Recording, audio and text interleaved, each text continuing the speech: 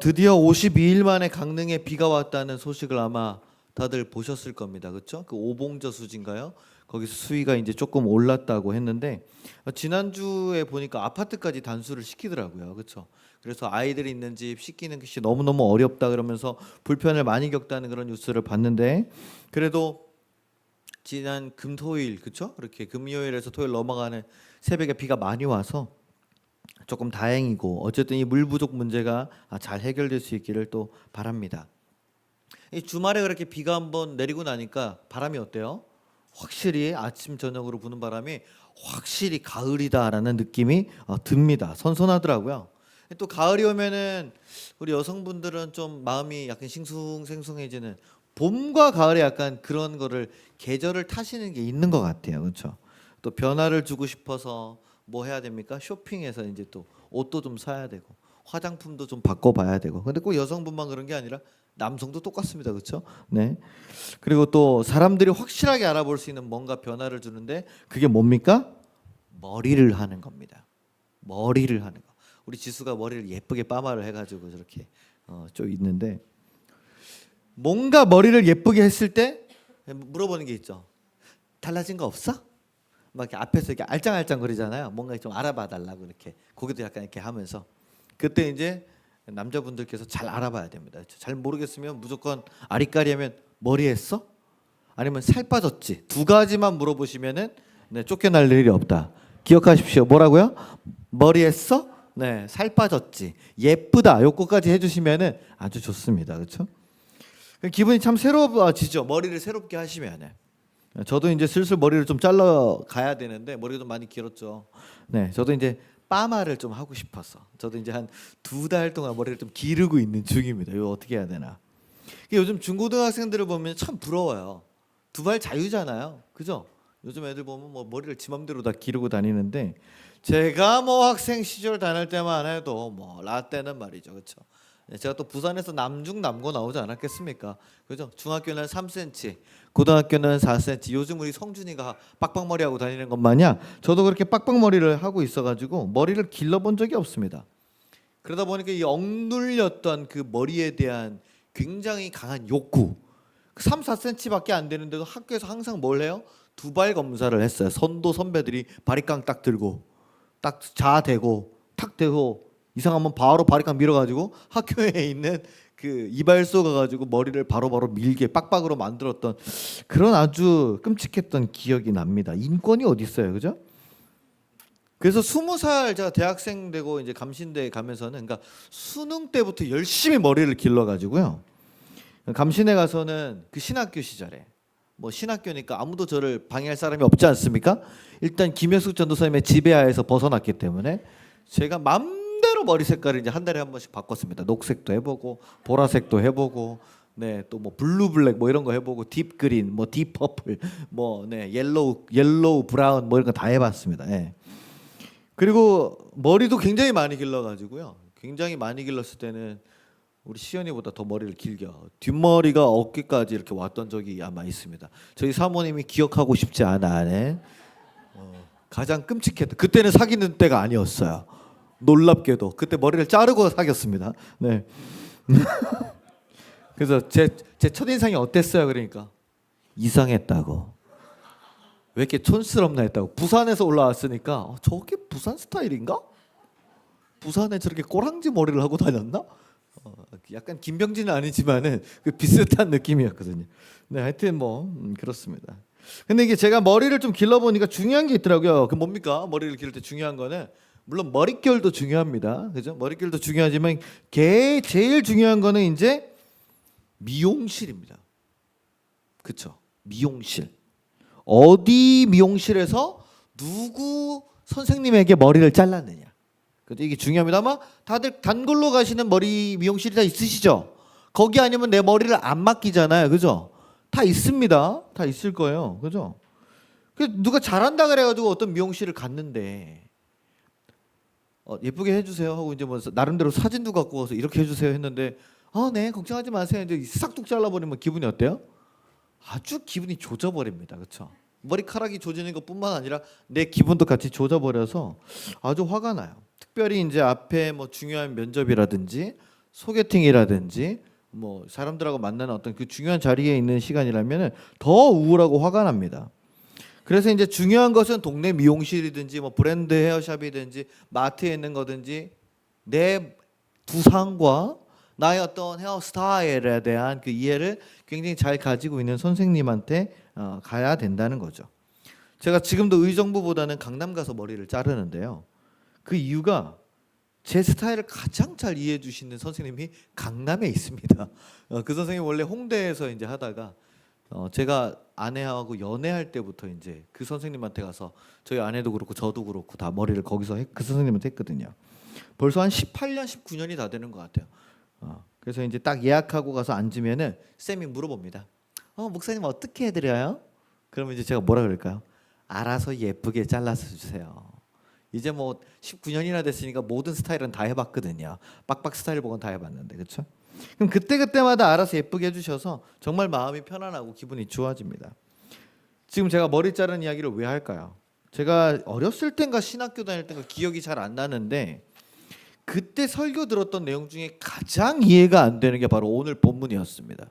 사도행전 18장 18절에 나오는 바울이 머리를 깎았더라. 그 내용이 하나도 기억이 안 나요. 그런데 도대체 이 바울이 머리를 깎은 게 그게 뭐가 중요해서 목사님은 머리 깎은 이야기를 가지고 설교를 하시는가? 그 의문점이 아직도 남아 있었거든요. 근데 오늘 보니까 이 내용이더라고요. 그죠? 또 공교롭게 우리 이민재 집사님이 공동체 성경 읽기를 올려준 게 이 내용이에요. 그렇죠? 야, 도무지 참 너무나 신비하고 놀라운 일입니다.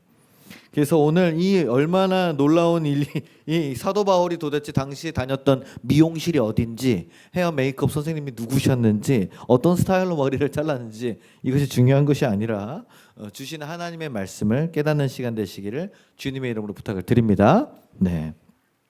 우리가 지난주 사도행전 18장에 대해서 간단하게 요약을 드렸죠. 바울이 2차 전도 여행 중에서 아테네를 지나서 이제 고린도에 도착했다. 근데 고린도는 항구와 무역과 문화가 굉장히 발달한 도시였다고 했습니다. 여기서 이제 수소문하다가 만난 게 누굽니까? 같은 유대인인 브리스길라와 아굴라 부부를 만났고 때마침 그 사람들이 무슨 기술을 갖고 있었습니까? 천막 만드는 기술을 갖고 있었는데 이건 누구도 갖고 있었던 거예요? 바울도 갖고 있었다. 그래서 셋이서 뭐 했다? 바울네 천막집이라고 가게를 하나 냈다고 그랬습니다. 그렇죠? 자영업을 하나 했습니다. 그렇죠? 그리고 나중에 실라와 디모데까지 와서 교회를 세웠는데 그게 무슨 교회라고요? 고린도 교회였다. 그리고 이때 바울이 하나님의 말씀이 어떻게 됐다고 그랬어요? 붙들려서, 그렇죠? 짓누려고 아주 완전히 지배당해서 말씀을 전했다고 그랬는데 천막 팔 때도 전하고 어디 가서도 전했습니까? 유대인의 회당, 고린도에 있는 유대인들이 모이는 교회 가서도 거기서도 이제 말씀을 전했습니다. 그러니까 무슨 일이 있었겠어요? 회당에서 있는 유대인들하고 당연히 격론이 오갔겠죠. 너 누군데 이런 말하냐? 그런 얘기 하지 마라 우리한테. 우리는 하나님의 말씀, 우리는 토라만 중요하다. 뭐 이제 이렇게 했을 텐데 중요한 것은 뭐냐면은 회당은 바울이 마음대로 말씀을 전하는 곳이었습니까? 아닙니까? 아니죠. 누가 있어요? 반드시 회당장, 담임 목사가 있었습니다. 근데 바울이 복음을 전했다는 건 무슨 뜻이냐? 회당장이 허락했다는 거예요. 그럼 왜 허락했냐? 오늘 8절, 그 18장 앞에 있는 8절을 보면요. 이렇게 나옵니다. 또 회당장 그리스보가 온 집안과 더불어 주를 믿으며 수많은 고린도 사람들도 듣고 믿어 세례를 받았더라. 이게 무슨 말이에요? 고린도의 회당장이었던 그리스보가 바울이 전하는 복음을 듣고 뭐 했다고요? 세례까지 받은 거예요. 그리스도인이 된 거죠. 그러니까 바울이 왔을 때 여기서 전하십시오 하고 이제 말씀을 전할 기회를 준 겁니다. 근데 유대인들이 이제 어디나 이제 좌파 우파가 있기 때문에 싫어하는 사람들이 있겠죠. 그래서 12절을 보니까 이 유대인들이 바울을 끌고요 어디한테 가느냐? 마치 빌라도 총독 앞에 예수님을 끌고 갔던 것처럼 이 당시에 이 고린도 지역, 아테네 그리스 지역을 다스리던 총독이 있습니다. 갈리오라는 총독이 있는데 이 사람의 법정에 끌고 가요. 그리고 이제 바울을 기소합니다. 제목이 뭐냐? 이 사람 율법을 어기고 이상한 복음을 전한다는 겁니다. 근데 재미있는 게 뭐냐면 이 갈리오의 반응이에요. 오늘 14절에서 16절 성경이 있으신 분들 한번 보십시오. 자, 바울이 이제 법정에 서서 입을 열려고 하는데 바울이 말하기도 전에 갈리오가 이렇게 얘기합니다. 야, 유대인들아, 뭔 상관이냐 이게. 만약에 바울이 잘못하고 부정한 일이거나 불량한 행동을 했으면 내가 들어주겠는데 그게 아니고 니네 말과 어떤 너희 법에 관한 거면 데리고 나가라. 나는 이러한 일에 재판장 되기를 원하지 않는다. 나가라는 거예요.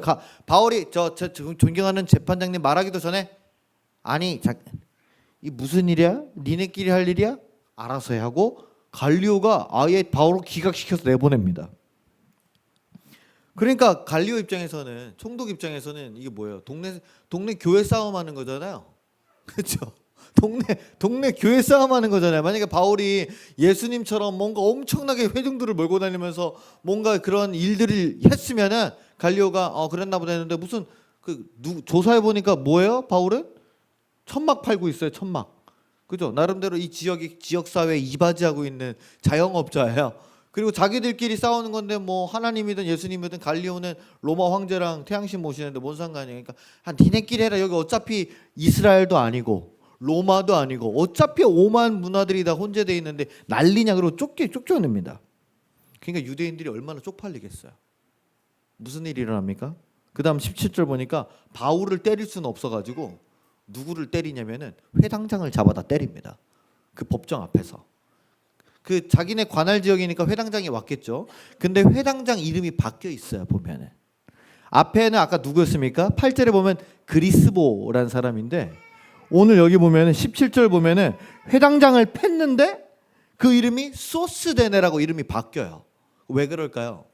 그리스보가 예수님을 믿었기 때문에 회당장에서 잘린 겁니다. 그리고 다른 사람이 올라간 거예요. 소스데네. 근데 갈리오의 법정 앞에서 이 회당장이 집단 폭행 당하는데 갈리오가 아무런 갈리오가 상관하지 않더라 이렇게 합니다. 여기서 누가 맞고 있는데도 신경을 안 쓰는 거예요. 야, 근데 재밌는 거는 뭐냐면은요, 이 집단 폭행 당했던 회당장 소스데네가 어떻게 되는지 아십니까?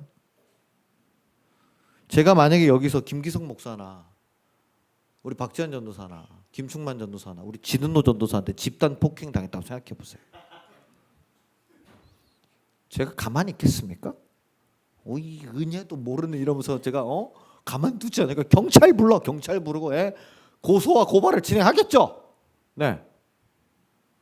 아니 그렇게 복수하든지 아니면 교회를 떠났을 겁니다. 아니 그리고 그 두 사람만 저를 팬 게 아니라 자기 성도들이 다 자기를 팬 거예요. 여러분들이 저를 다 때린 거예요. 집단 폭행을. 와, 얼마나 생각해도 끔찍합니까? 왜 웃고 계시죠? 입가에 웃음이 이렇게 다 있으신데? 김인 제일 위험해 니가. 웃고 있어 다. 자, 얼마나 이 회당장이 치욕적이고 자존심이 상했겠어요. 그런데요, 고린도전서 1장 1절을 보면은요, 사도 바울이 고린도 교회에 편지를 쓰면서 이렇게 얘기합니다. 하나님의 뜻을 따라 그리스도 예수의 사도로 부르심을 받은 바울과 그 다음이 중요해요. 형제 소스데네는 무슨 말입니까? 이 회당장 소스데네가 나중에 어떻게 됐다는 거예요? 믿음의 바울의 형제가 됐다는 겁니다. 거기고 어디를 지키는 사람이 됐어요? 고린도 교회를 지키는 사람이 됐다는 겁니다. 할렐루야. 정말 놀라운 일이죠. 정말 신기한 일입니다. 이 일을 보면서 생각을 해봅니다. 지금 우리 한국 교회가 사람들에게 신뢰를 주지 못하는 이유가 무엇일까? 얼마 전에 손석희 씨가 나오는 손석희의 질문들에 나오는 거기도 보면은 뭐 전광훈 사태나 또는 JMS에 관한 그런 이야기들을 하면서 한국 교회의 위기에 대해서 이제 이야기를 했습니다. 총독 갈리오가요, 바울과 유대인들의 갈등에 상관하지 않겠다고 했는데 그 말은 뭐냐면 세상의 권력이 교회에 개입하지 않겠다라는 말이었습니다. 즉 하나님의 세상에 개입하지 않겠다는 뜻입니다. 근데 지금은 어떤 일이 일어납니까? 정반대의 일이 일어나죠. 교회 안에서의 문제들, 어떤 돈 문제, 성 문제, 어떤 권력 문제, 이러한 것들이 일어나면은 깨끗하게 모두가 납득될 만큼의 문제로 처리되지는 경우가 잘 없습니다. 그래서 결국 어떻게 합니까? 교회법으로 치리가 되지 않기 때문에 교회도 우리 교단법이라는 게 있죠. 감리사님이 있고 감독님이 있지 않습니까? 그렇죠? 그런데 그게 잘 처리가 되는 게 아니라 서로 싸우고 돈이 얽히고 이러다 보니까 이권 다툼이 생기다 보니까 결국에는 사회법으로 가서 서로 고소를 합니다. 그렇죠? 장로가 장로를 고소하고 목사가 권사를 고소하고 집사가 목사를 고소하는 이런 일들이 이제 너무나 많아졌습니다. 얼마 전에 극우 기독교로 잘 알려져 있는 부산에 있는 한 대형교회 목사가 구속됐습니다. 제가 이름은 밝히지 않겠지만 아실 겁니다 아마. 자기를 구속시키면 이 나라는 나치에 넘어가는 것이다. 이 나라는 공산주의에게 먹히는 것이다. 이런 발언을 했는데 진짜 구속됐어요. 그러자마자 이 목사가 속해 있는 고신교단에서 종교 탄압이라는 성명서를 냈습니다. 근데 정확하게는 구속된 이유가 정치법을 위반했기 때문입니다. 강대상에서 한 번도 아니고 수십 회에 걸쳐서 특정 후보를 지지하고 특정 후보를 비난하고 누구를 뽑으라고 했던 설교 영상들이 다 남아 있죠. 그래서 예배 시간에 경찰들이 들이닥쳐서 저를 이렇게 수갑 채워서 연행해 간 게 아니라 그러면 탄압이죠. 그게 아니라 멀쩡하게는 평일날 검찰 조사 받고 검찰이 구속시킨 이유가 중요합니다. 도주 우려가 있다. 도주 우려가 있다는 거예요. 그래서 구속됐습니다. 이런 일들을 보면서 정말 우리 교회가 자정작용을 다 잃어버려서 정말 힘든 일들이 자꾸만 일어나고 또 세상에 이런 일들이 다 알려지게 되면서 더 교회가 어려워지고 사람들이 멀어지고 교회를 떠나는 시대가 된 것이죠. 이제는 교회가 하나님의 손보다는 세상의 손을 빌어야 되는 경우가 더 많아졌으니 참 안타까운 일입니다. 그러나 교회는 세상의 손이 아니라 하나님의 손에 먼저 붙들려야 되는 줄로 믿습니다. 목사도 성도도 세상의 손이 먼저가 아니라 하나님의 손에 먼저 붙들려야 될 줄로 믿습니다. 그 예가 여기 나오는 소스데네라는 사람이에요. 여러분 소스데네 입장에 한번 대보십시오. 그리스도가 실각하고 자기가 회당장이 됐어요. 기분이 좋겠죠. 이제 내가 좀 해볼 수 있겠다. 담임 목사 되면 기분이 좋거든요. 좋을 거예요 아마. 그런데 되자마자 법정 가가지고 이렇게 자기는 그냥 그 과정을 열심히 지켜볼 줄 알았는데 어떻게 돼요? 그 무죄로 풀린 게 자기 탓입니까? 총독이 그냥 기각시킨 거잖아요. 그래서 그냥 그런갑다 했는데 나오자마자 유대인들이 누구한테 분풀이하는 거예요? 이 무능력한 인간 하면서 회당장을 넘어뜨려서 자기를 조업했습니다. 야, 얼마나 치욕스러울까요? 얼마나 황당할까요? 그 마음에 상처가 나고 분노가 나지 않았겠습니까? 사도 바울 이거 누군데 나를 이렇게 괴롭게 하냐? 뭔데 너? 그런 분노가 아마 있었을 것 같아요. 그런데요 하나님께서는 놀랍게도 그의 마음에 난 상처와 분노를 뭘로 바꿔내십니까? 복음에 대한 궁금증으로 바꿔내시는 거예요. 바울을 만났겠죠. 당신 뭐냐 나랑 좀 얘기 좀 하자 도대체. 우리 회당에 얼씬도 하지 말아라. 도대체 전하는 얘기는 드러나 보자. 그러고 한참 들으니까 소스데네가 어떻게 됐어요? 감화되었습니다. 할렐루야. 그래서 변화된 것이죠. 그리고 그가 스스로 복음을 받아들이고 믿음의 형제가 되었습니다. 여러분 바울이 살던 2000년 전의 시대부터요 복음의 원수되었던 자들이 오히려 복음으로 돌아와서 하나님의 말씀을 전하는 자들이 되는 역사가 일어났습니다. 할렐루야. 이 하나님의 놀라운 능력, 사람이 뒤바뀌는 변화는 오직 그리스도의 십자가에 있는 줄로 믿으시기를 주님의 이름으로 부탁을 드립니다. 그래서 이러한 일들 때문에 바울이 1년 6개월이라는 시간을 보장받아서 고린도에서 교회를 세우게 됩니다. 아굴라, 브리스길라 부부, 실라와 디모데 그리고 전 회당장이었던 그리스도와 현 회당장인 소스데네까지 아주 고린도 교회의 최고 전성기 아니었겠습니까 이때가? 그런데 무슨 일인지 이 시점에서 바울은 고린도를 떠나게 됩니다. 가장 고린도 교회가 부흥하는 시점에 더 머물러도 될 텐데 그는 왜 떠났을까? 18절 한번 보시기 바랍니다. 18절에 가장 뒤에 보면은 이런 말이 나옵니다. 바울이 왜 떠나느냐? 바울이 일찍이 뭐가 있었으므로요? 서원이 있었으므로 이런 말이 나옵니다. 서원. 이 서원이라는 단어가 아주 무서운 단어예요. 여러분 제가 왜 목사가 됐습니까? 제가 기도했습니까? 아니에요. 누구예요? 저 뒤에 계신 분 있잖아요.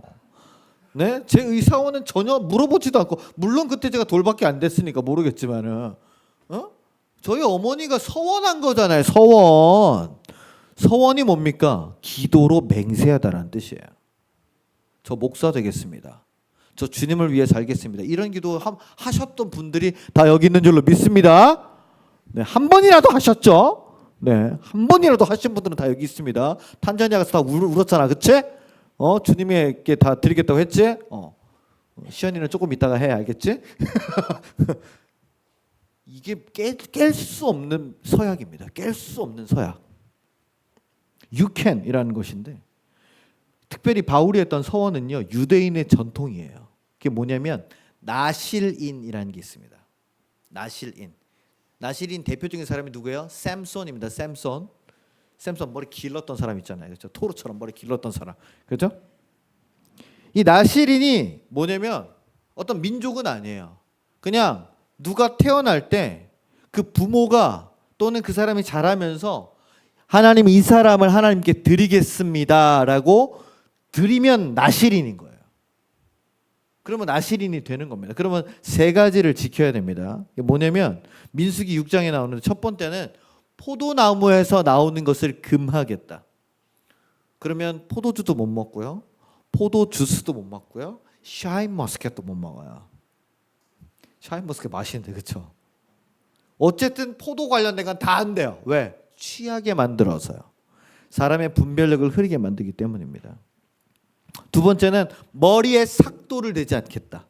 머리칼을 자르지 않겠다는 겁니다. 이게 무슨 뜻이냐면은 유대인 남자들 보면은 머리가 긴 사람들이 많습니다. 그 진짜 유대인들 지금도 이스라엘에 있는 사람들 보면은 뭐 구렛나루도 이만큼씩 길러요. 그 사람들은 머리가 엄청 길거든요. 왜냐면 머리를 가려서 이렇게 길러서 얼굴을 가리는 게 하나님의 권위에 하나님의 복종 안에 내가 들어간다라는 뜻이에요. 그리고 그들의 삼손의 전통이 있었기 때문에 머리칼 밀면은 그 하나님의 능력이 사라진다라고 믿기 때문입니다. 그다음에 세 번째는 시체를 멀리해서 몸을 정결하게 해라 이런 뜻입니다. 세 가지. 근데 바울이 그동안 쭉 전도 여행을 하면서 많은 도시들을 거쳤잖아요. 그죠? 심지어 그리스 아테네도 다녀왔잖아요. 그런데 이 고린도는 너무 다른 도시였던 거죠. 정말 쾌락과 향락의 도시, 미의 여신 아프로디테의 여제사장들이 1000명이나 있어서 그 제사장들이 내려와가지고 밤마다 그 도시의 남자들이랑 몸을 섞는 아주 음란한 제사를 드리고 온 모든 이방 문화와 우상들이 섞여 있고 방탕하고 쾌락한 삶을 살기 때문에 유혹이 압도하는 곳이었어요. 그곳에서 바울이 천막 팔아서 먹고 살아야 했는데 자기가 뭘 지켜야 됩니까? 그리스도인의 사도임을 지켜야 됐던 거예요. 그래서 아마 결단했을 겁니다. 하나님, 제가 이 고린도 향락의 도시에서 복음을 전하는 동안 이 나실인의 서원으로 저를 지키겠습니다. 저를 드리겠습니다. 근데 여러분 이 나실인의 세 가지 서원 지키는 게 쉬울까요? 쉬우면은 뭐 아무나 다 나실인 했겠죠? 자, 먼저 머리를 기른다. 여러분 혹시 옛날 그 글래디에이터나 로마의 그 당시 뭐 문화를 담은 그런 영화를 보신 적이 있을 겁니다. 그렇죠? 그럼 거기 나오는 남자들의 헤어스타일이 어때요? 다 길어요? 짧아요? 다 짧습니다. 거의 대부분 짧아요. 아주 댄디컷이에요. 그죠? 그리고 노예들도 머리를 바싹 밉니다. 그러면 누가 머리를 치렁치렁 기를까요? 거지들, 불황자들, 감옥에 갇혀서 죽을 날을 기다리는 죄수들, 글래디에이터처럼 콜로세움에서 내일 죽어도 상관없을 검투사들만 머리를 치렁치렁 길렀습니다. 그러니까 머리를 기른다는 거는 야만인이라는 뜻이에요. 그러니까 단순히 패션이나 개인 취향이 아니라 멀쩡한 성인이 머리를 기르고 있으면 이상하게 보이기 딱 오해받기 쉽다는 것이죠.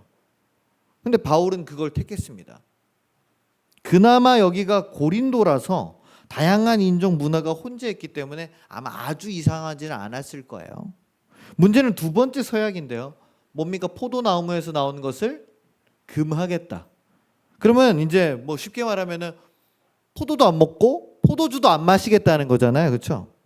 근데 여러분 당시 고린도 지방 이 중동에 있는 이쪽 이스라엘 지중해 지역은 전부 다 땅이 뭡니까? 석회질이에요. 그래서 물이 나오는데 무슨 물입니까? 뿌연 물이 나와요. 뿌연 물. 그래서 한참 가라앉혀놔야 이렇게 내려오고 물이 올라오는데 맛도 그냥 미끌미끌한 이상한 그런 물입니다. 그러니까 식수로는 사용을 못 하겠죠. 그러니까 당시 먹는 물들은 다 뭐예요? 포도 주스였어요. 포도주를 이렇게 섞어가지고 희석해서 먹는 겁니다. 근데 그것도 마시면 안 되는 거예요. 나시린의 서약은. 그럼 바울이 마셨던 물은 뭐예요? 이런 깨끗한 물이 아니라 뿌연 석회질 들어간 물을 몇 년 동안요? 고린도에 있는 동안. 몇 년이요? 1년 6개월 동안 마셨다는 겁니다. 이게 쉬운 문제입니까? 제가 어제 전도사님이 진원 전사님이랑 저녁에 뭐 먹을까 했더니 맥도날드 가자 그래서 맥도날드 갔습니다. 은도사님 먼저 물어봤어요. 저녁 뭐 드실 거예요? 햄버거 드실 거예요?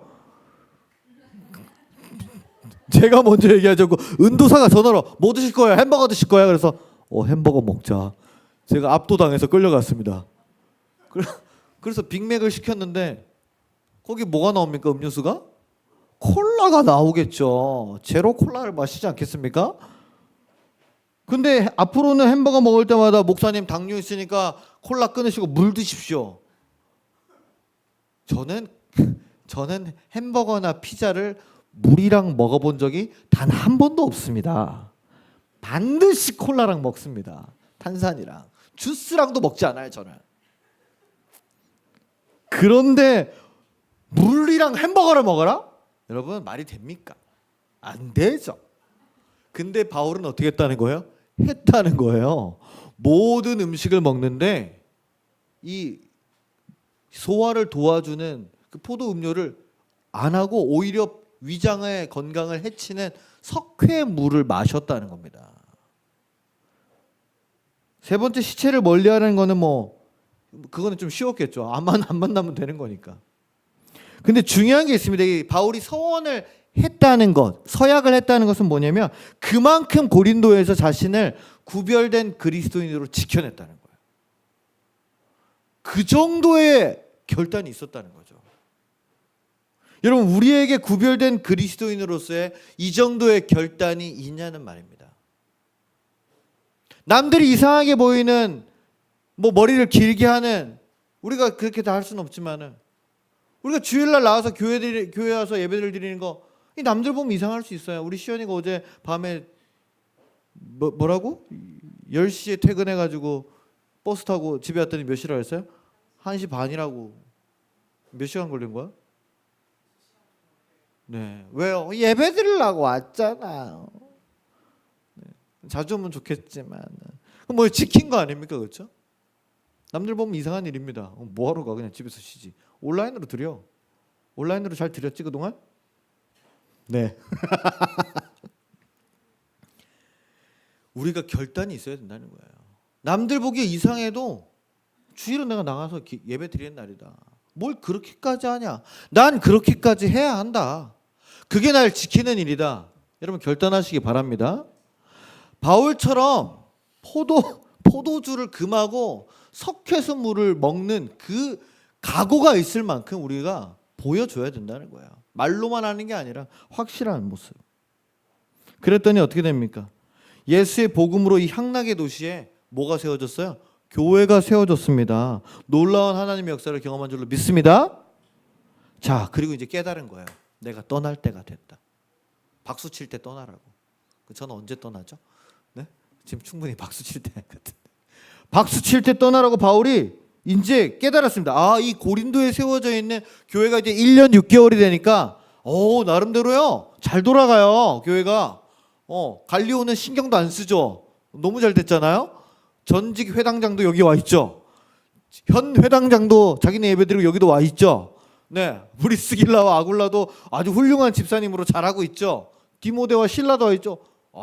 천군만마. 지금 우리 하늘샘 교회 같은 줄로 믿습니다. 네, 근데 떠날 생각을 하는 거예요. 그래서 그는 고린도에서 한 3시간 정도 걸어가야 되는 겐그레아라는 항구에서 이제 배를 타고 떠날 준비를 하는 거예요. 겐그레아를 한번 보여주십시오. 자, 겐그레아가 어디냐면 고린도 오면 저 겐그레아 보이시죠? 그렇죠? 여기서 속초 가는 정도? 아니, 그 너무 멀다. 걸어서 3시간이라고 그랬으니까 12km, 13km 정도라고 했어요. 네. 어쨌든 저기 가까운 데입니다. 갱그레아. 그 갱그레아에서 어디로 가냐면 여기 3호선 반무선 보이는 저쪽으로 가면 저기 에베소가 보여요. 근데 에베소에서 조금 내려가면 어디냐면 이제 이스라엘이 나옵니다. 여기서 직항이 없었어요. 이스라엘로 가는 게. 그래서 이제 갱그레아에 가서 이제 배를 타려고 하는 거. 그다음 보여주세요. 네, 지금 가면은 갱그레아에 이렇게 항구는 없어졌어요. 왜냐면 수위가 많이 높아져서 이제는 배를 못 타고 이제는 해수욕장이 됐다고 합니다. 아주 작은 해수욕장. 그다음에 여보 사람들 놀고 있죠? 그다음에요. 네, 요게 이제 그 겐그레아에 세워져 있던 교회 턴지 포세이돈 신전 턴지 두 개 의견이 엇갈린다고 하는데 그런 게 있다고 합니다. 나중에 저랑 같이 그리스 터키로 성지 순례 가시게 될 줄로 믿습니다. 아멘. 네, 일단 이스라엘부터 좀 가고 이스라엘이 안 되면 일단 터키로 좀 틀도록 하겠습니다. 네. 자, 거기서 이제 떠나기 직전에 이제 바울이 한 게 뭐예요? 머리를 깎았다는 거예요.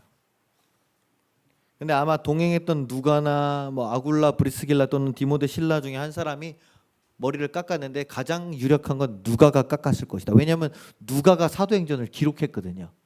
자기가 깎았으니까 자기가 그거를 쓴 거예요. 네. 근데 이제 궁금하죠. 과연 어떤 스타일로 깎아줬을까?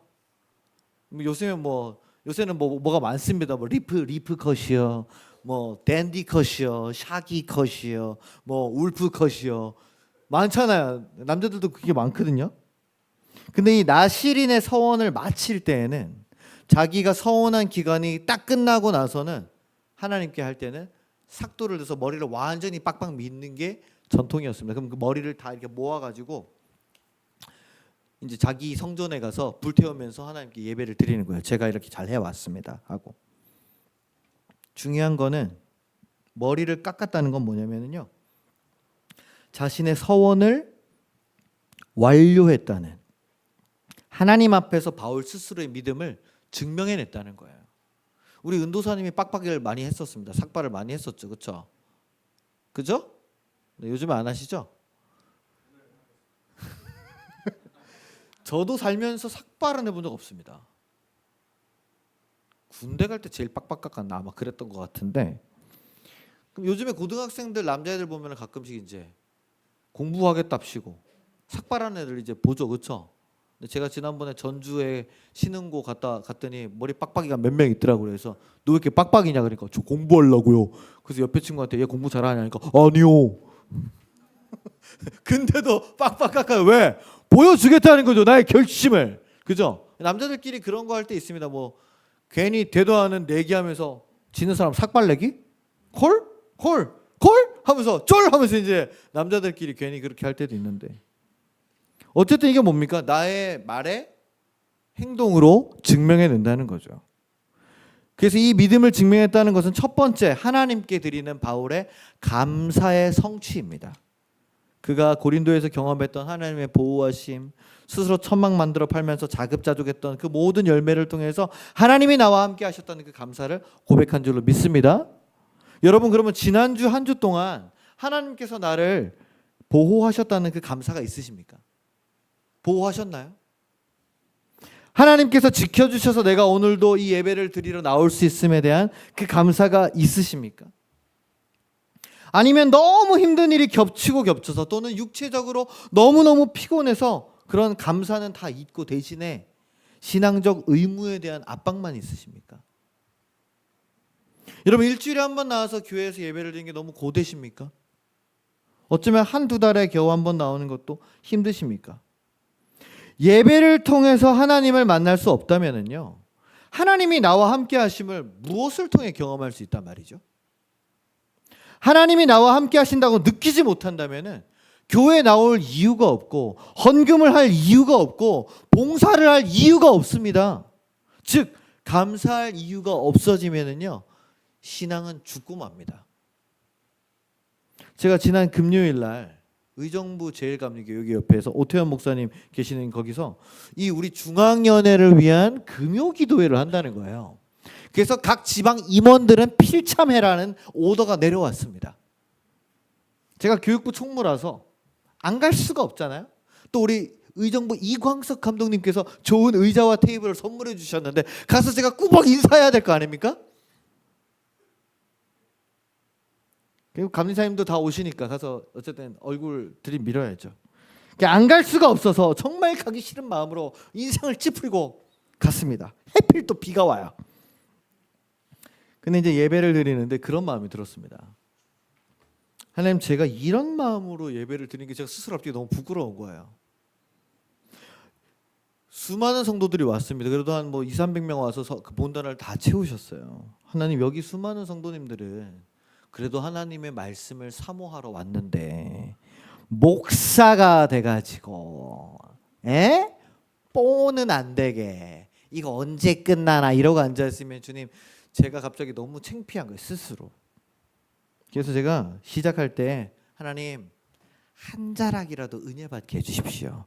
설교 시간에 감독님의 설교에 졸지 않고 촌스럽다고 제가 판단하지 않고 은혜 받게 해주십시오. 그리고 제가 딱 기도를 했어요. 세상에, 근데요, 마음이 움직이는 거예요. 찬양 때부터 마음이 열리더니 그 감독님이 자기 15분만 한다 그랬거든요. 1시간을 하시는 거야. 나 진짜 미쳐버리겠는 거야. 그리고 나서 시간을 보더니 제가 설교를 짧게 한다고 했는데 너무 오래 해가지고 기도는 짧게 하겠습니다. 기도도 45분 하시더라고요. 그래서 제가 우리 아내한테 1시간만 있으면 올 거야 그랬는데 2시간 15분을 꼬박있다 왔어요. 제가 그랬는데요, 그 은혜를 드리는데, 그 예배를 드리는데 은혜가 임합니다. 할렐루야. 마음이 움직이면서 그 감독님의 그 설교가 하여튼 뭐 왔다 갔다 하긴 했는데 그게 들어오더라고요. 그래서 은혜를 받고 통성기도 시간에 기도하는데, 제가 물론 여러분 제가 이번에 기도 인도하는 거 보셨지 않습니까? 예? 그죠? 나름대로 집회 강사라서 기도 인도는 많이 합니다. 근데 기도 인도하는 것이랑 제가 기도하는 거랑 달라요.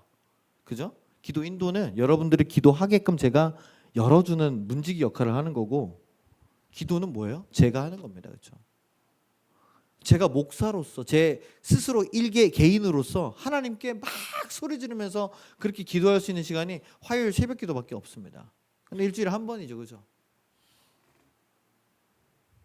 근데 그 시간에 손을 들고 목소리를 높여서 30분 내내 뜨겁게 기도를 하게 된 거예요. 제가 스스로 얼마나 뿌듯하든지. 아주 스스로 뿌듯해서 나 오늘 기도했습니다. 저 오늘 잘했어요. 네, 오늘 잘한 것 같아요. 기분 좋았어요. 네, 그리고 돌아왔습니다. 얼마나 감사한지요. 여러분, 우리도 그래요. 내가 하나님께 감사하는 마음이 없다면요, 믿음을 증명할 수 없습니다. 저 사람에게 믿음이 있는가? 하나만 보면 돼요. 얼굴 표정이 밝은가? 감사한가? 그럼 내가 얼굴 표정이 안 좋고 막 불만이고 힘들어있고 감사가 사라져 있으면 내 믿음이 지금 위기에 와 있다는 겁니다. 그 예배를 통해서 하나님을 만나는 감사가 있어야 믿음을 증명할 수 있습니다. 그 감사를 회복하시길 주님의 이름으로 간절히 축원합니다. 두 번째, 머리를 깎았다는 건 뭡니까? 강력하게 마음을 먹고 새로운 결단을 하겠다는 거예요. 그죠? 우리 뭐 여성분들 이렇게 머리 길다가 한 갑자기 싹 단발치면은 다 물어보죠. 무슨 일이야? 헤어졌어? 그죠? 그만뒀어? 뭐 하여튼 다 뭔가 굉장한 결단이 있을 때, 그죠? 남자도 삭발했을 때는 다 그렇고, 그죠? 이 바울이 머리를 깎고 향한 곳이 어디입니까? 예루살렘 본토로 향하는 거예요. 왜요?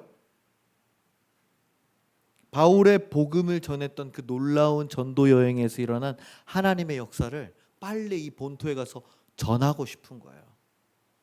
하나님의 복음을 증거하고 싶은 거죠. 누구 앞에서요? 예루살렘 사도들 앞에서. 지금 예루살렘은 누가 꽉 잡고 있느냐? 베드로가. 오리지널 사도 출신이잖아요. 베드로와 그 나머지 11사도, 그리고 뒤에 세웠던 마띠아까지 이제 다시 12를 맞췄잖아요. 바울은 껴졌습니까? 안 껴졌습니까? 그래 뭐 열심히 하니까 해봐라, 약간 이런 느낌이에요. 무슨 말인지 아시겠죠? 우리 바울 선생님 우리 예루살렘 교회에서 파송합니다, 이게 아니라 네 뭐라고? 어디 간다고? 뭐 하세요? 그렇게 한 거예요. 바울이 아무 짝에도 뭐 이렇게 관심도 없고 어떻게 되든지 말든지 흥미도 없는. 근데 바울이 그걸 가지고 예루살렘에 있는 기라성 같은 그 권위가 세워져 있는 그 앞에 간 겁니다. 쉽지 않았겠죠? 결심이 필요했을 겁니다. 저 같았으면 안 갔을 거예요. 제가 교육부 총무를 맡고 있으니 뭔가 본부와 지방 일을 하지. 그렇지 않았으면 안 갔을 거예요. 쥐네가 나한테 뭘 도와줬다고. 그래서 안 갔겠죠. 그죠? 바울이 예루살렘 본부에서 지원받은 게 하나도 없거든요. 네. 그래 오죽했으면 천막 만들었겠어요. 근데도 갑니다. 그래서 보고한 후에도 오늘 이후에 보니까 23절 마지막 보십시오. 18장 23절 마지막 보면은 뭐라고 써있냐면은 갈라디아와 부르기아 땅을 차례로 다니며 뒤에 모든 제자를 굳건하게 하니라고 하였습니다. 여러분 이 바울의 모습을 보면서 어떤 생각 드십니까? 야 정말 열심히 산다. 정말 대단한 인물이다. 맞습니다. 그래서 나도 그렇게 살고 싶은가? 아니요. 나는 그렇게 못 살겠습니다. 그런데도 바울은 그렇게 살았어요. 예루살렘 수장이었던 베드로 앞에서 이걸 보고했을 때 베드로가 인정했을까요? 그럼 여기다 썼겠죠. 베드로가 바울을 격려하고 치하하며 온 교회가 그를 위하여 위로하였더라. 안 썼어요. 누가가 안 썼으면 누가가 바보가 아닌데 안 썼어요. 머리 깎은 것도 썼는데 그 뭔 뜻입니까? 아주 냉랭했다는 뜻이겠죠. 분위기가. 근데도 당당하게 했습니다. 왜? 바울은 거리낄 게 없었어요. 왜? 자기 나시린의 서원을 다 지킨 거예요. 머리만 안 깎은 게 아니라 포도주도 안 먹고 시체에 또 가까이 가지 않고 자랑스럽게 그리스도의 열매를 가지고 온 거예요. 여러분 우리에게 어떤 그리스도의 열매가 있습니까? 그리스도의 열매가 있으려면 그 전에 우리가 분명히 있어야 되는 거는 그리스도인의 정체성이 있어야 되겠죠. 열매는 반드시 그 나무대로 나온다고 하지 않았겠습니까? 그러면 우리가 생각해 봅니다. 이 그리스도의 열매를 도대체 언제 맺을 수 있을까? 우리가 안일하게 생각합니다. 그게 뭐냐면 열매 맺는 일이에요. 뭐 언젠가 맺겠죠. 지금 당장 내가 어렵고 힘들고 아직 생각이 없고 뭐 어리고 노력하지 않으니까 그리스도의 열매 맺는 일을 대충 여기는 거예요. 일단 지금은 좀 아니고요. 일단 돈이 부족하니 헌금도 좀 어렵고요. 또 시간과 체력이 부족하니까 좀 봉사도 좀 어렵고요. 제가 지금 몸도 아프고 마음도 좀 멀어지니까 좀 예배도 어렵고요. 우리 사랑하는 청년들 언제 열매 맺을 겁니까? 우리 사랑하는 장년들은 어떠십니까? 잘 맺고 계십니까? 1년에 한두 번 부활절, 추수감사주일, 성탄절에만 맺을 겁니까? 아닙니다. 여러분 그리스도인의 열매는요 날마다 맺어야 되는 줄로 믿습니다. 날마다 맺어야 되는 거예요. 그게 어려우면 일주일에 한 번 교회 나올 때마다 맺어야 되는 거예요. 그게 어렵습니까? 한 달에 한 번이라도 맺어야 되지 않겠습니까? 제가 여러분께 100만 원씩 헌금하라고 그럽니까? 무조건 한 달에 한 번씩 새신자 전도하라고 합니까? 성경 일독하라고 얘기합니까? 내가 맺어야 되는 거예요. 그 열매 말고 여러분 감사의 열매, 회개의 열매, 사랑의 열매, 용서의 열매, 믿음의 열매, 무엇이든지 내가 하나 갖고 주님 앞에 나와야 되지 않겠습니까? 오늘 여기 나오신 분들은 그 열매 맺고 나오신 줄 믿으시기를 주님의 이름으로 축원합니다. 다 맺으신 거예요. 얼굴 피세요. 그렇게 또 꿍하게 있지 마시고 내가 뭐 열매를 안 맺었나? 맺으셨어요. 맺으셨다고요. 네. 근데 좀 더 맺으시라는 거죠. 며칠 전에 안타까운 사건이 발생했습니다. 인천 꽃섬의 갯벌에 고립되었던 한 노인을 구하기 위해서 34세였던 젊은 해경이 그죠? 보셨습니까 이거? 가가지고 자기 구명조끼를 벗어주고 같이 빠져나오는데 바닷물에 휩쓸렸어요. 그런데 저 노인은 살고 저 해경은 결국 숨진 채로 발견됐습니다. 34살. 우리 재성 형제 몇 살이죠? 30? 그러니까요. 얼마나 앞날이 창창해요. 얼마나 에너지가 넘치고 밝아요. 그런데요, 죽었습니다. 뭐 여러 가지 문제가 있지만은, 근데 구해준 노인의 국적이 중국이더라고요. 네, 그 기사 댓글을 보니까 이런 말이 있습니다. 아유, 뭐하러 중국 사람 구하러 갔다가 우리 젊은 해경이 개죽음했네. 그런 말이 있습니다. 여러분 정말 개죽음입니까? 정말 쓸데없는 죽음이었을까요? 이 해경이 보여준 모습이 뭡니까? 34살이었는데 두고 갈 수가 없었던 거 아니에요. 자기는 그리고 젊으니까 어떻게든 헤쳐나갈 수 있겠다라는 자신감이 있었겠죠. 해경 되려면 기본적으로 수영해야 되는 거 아닙니까? 생존 수영이나. 근데 최선을 다했는데 그 결과가 너무나 안타까운 죽음이지만 중요한 게 있습니다. 이 해경은 자기의 정체성을 분명히 알았다는 거예요. 그게 뭡니까? 해경. 바다에서 어려움을 당한 사람을 도와주는 해양 경찰이다. 영상 보면은 말이 안 통해가지고 뭐 이렇게 손짓 발짓 하는 게 보여요. 그러니까 다른 사람이란 걸 중국 사람인 걸 알았겠죠. 알면서도 중국 사람이네. 일단 기다려 보세요. 제가 나가서 사람 불러올게. 이게 아니라 벗어줘서 입혔습니다. 여러분 우리는 어떤 정체성으로 살고 있습니까? 아까 말한 열매랑 똑같은 거예요. 내가 교회 나올 때만 그리스도인입니까? 직장에서도 가정에서도 믿지 않는 사람들 만나서 친구들과 얘기할 때도 그리스도인입니까? 우리 사회생활하는 청년들이나 어른들 다 손님들 상대하고 학부모 상대하고 얼마나 진상들이에요. 그 사람들 만날 때 내가 그리스도인으로 못 살겠죠. 저는 그래서 참 다행입니다. 진상들 좀 덜 만나는 편이라. 네? 얼마나 힘드시겠어요. 그런데도 내가 그리스도인으로 살아야 된다는 거예요. 어떤 사람과 만나건 내가 분명히 그리스도인이 맞는가? 여러분 열매를 맺어야 될 줄로 믿습니다. 머리를 삭발하지는 못할지언정 매일같이 결단을 해야 한다는 거예요. 매일같이 그 서원을 지켜내야 된다는 거예요. 나 그리스도인, 나 예배 드려야 돼. 나 나가야 돼. 내가 늦을지언정 가야 돼. 내가 아파서 죽을지언정 온라인으로 봐야 해. 여러분 지켜야 됩니다. 지켜야 돼요. 매일 새롭게 나의 믿음을 점검하고 하나님과 사람 앞에 스스로 증명하기를 주님의 이름으로 간절히 축원합니다. 사랑하는 하나님 성도 여러분, 오늘 우리가 어떤 마음으로 예배드리고 돌아가시겠습니까? 지금 우리가 원하는 간증이 뭐예요? 열심히 공부했더니 좋은 대학 들어갔어요. 좋은 직장 들어갔어요. 거기서 잘했더니 승진했어요. 제가 어디에 투자했는데 너무 대박 터져가지고 돈을 많이 벌었어요. 좋은 차 사고 좋은 집 샀어요. 이제 헌금 많이 할 수 있어요. 자식들한테 이제 많은 거 물려줄 수 있어서 좋아요. 여러분 그런 거 너무 좋죠. 너무 필요합니다. 그런데 그런 이야기는요, 세상 사람들이 좋아하는 열매예요. 세상에 가면 그런 이야기 수두룩 빽빽합니다. 다 주식 투자해가지고 몇십억씩 벌고 영앤 리치들 많고 부동산 샀더니 뭐 몇 배로 뛰어오르고 땅에 샀더니 뭐 얼마나 배 아픈 이야기들 많이 있어요. 그런데 세상 사람들과 구별된 예수 믿는 그리스도인인 저와 여러분에게 필요한 스토리는요, 그런 거 아닙니다. 우리한테 필요한 거는 뭐냐면요, 믿음의 스토리가 필요한 거예요.